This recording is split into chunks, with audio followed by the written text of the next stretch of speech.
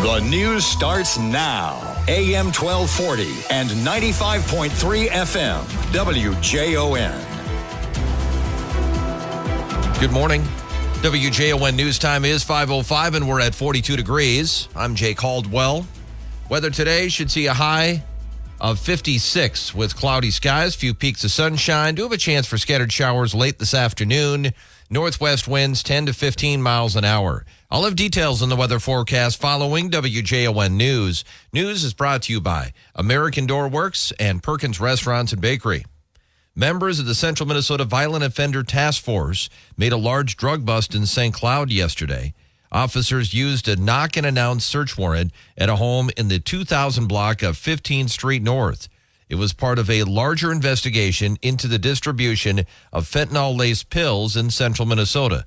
The pills, commonly called M-Box 30 pills, have been linked to overdoses and overdose deaths in the St. Cloud metro area recently. Officers were able to confiscate 4,200 suspected fentanyl pills and ammunition. 21-year-old Deshaun Oman was booked into the Stearns County Jail on suspicion of first-degree drug possession and being a felon in possession of ammunition. He was a previous he has a previous drug felony conviction from 2023, which makes it illegal for him to have a gun or ammunition. It's Severe Weather Awareness Week in Minnesota, and today is Tornado Drill Day. Counties across the state, including Stearns, Benton, and Sherburne counties, these sirens are a test of a civil defense system, but also allow schools and families to develop a plan in the event of a real tornado warning. The siren tests will be at 1:45 p.m. and at 6:45 p.m. The National Weather Service reminds you that the counties own, operate, and maintain the sirens. The National Weather Service does not activate them, but rather it's the counties who set their policies on when to activate them. Generally, the sirens are sounded for 3 to 4 minutes at a time and are not sounded the entire duration of a warning. 2 Hennepin County Sheriff's deputies were injured in an exchange of gunfire Wednesday morning while serving a felony warrant in the west metro suburb of Minnetonka.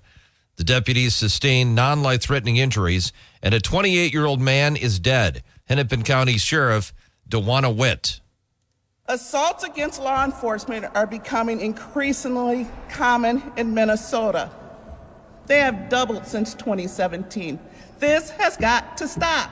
The deputies have been identified, but Witt said that they were 8 and 21-year veterans of law enforcement. The Minnesota City Council is set to debate this morning on pushing the start date of a controversial Uber-Lyft driver pay ordinance back 2 months to July 1st. Observers say there are probably the votes on the city council to do that, but prospects are less certain for changing the per mile and per minute rates to amounts recommended in recent reports by the state and city, respectively. Democrats at the state capitol have been negotiating behind the scenes on statewide minimum pay for rideshare drivers, reportedly with different rates for the Twin Cities and Greater Minnesota. Republicans at the legislature want to totally repeal the Minneapolis ordinance. Democrats say that would circumvent their goal, namely fair wages for drivers, while still making it financially possible for rideshare companies to operate. Bill Werner reporting. A spokesman says Uber would continue to operate in Minneapolis until July 1st if the effective date of the ordinance is pushed back. Meanwhile, 4 new rideshare companies are seeking licenses to operate in Minnesota's largest city. Rocori area schools pre-educators have voted to authorize a strike. SEIU Local 284 members filed a notice to strike with the Bureau of Mediation, which means that mediation, which means that the union would start the strike anytime between April 19th and May 8th if the two sides cannot come to an agreement. Cold Spring Elementary pre-educator Julia Knopp says that they have been close to reaching a deal, but they're moving to strike because they are serious about being respected as essential employees of the district.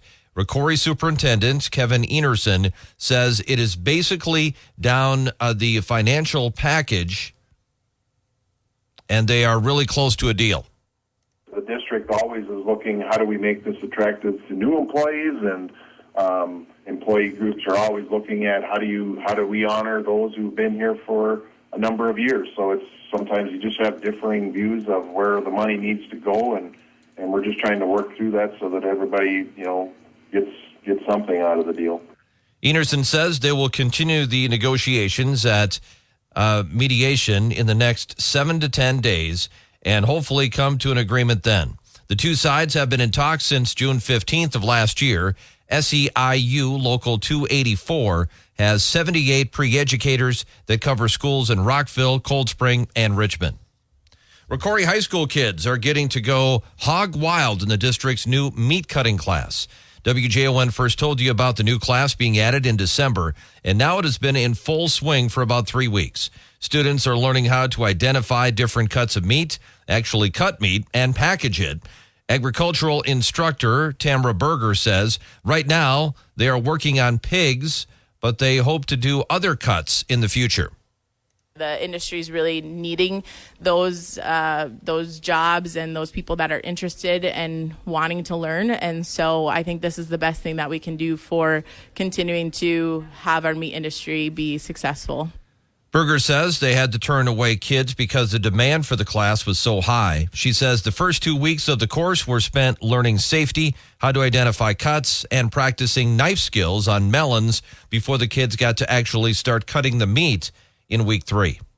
WJON News Time is 5:11. It's 42 degrees. News is brought to you by American Door Works and Perkins Restaurants and Bakery. Weather forecast is coming up loud.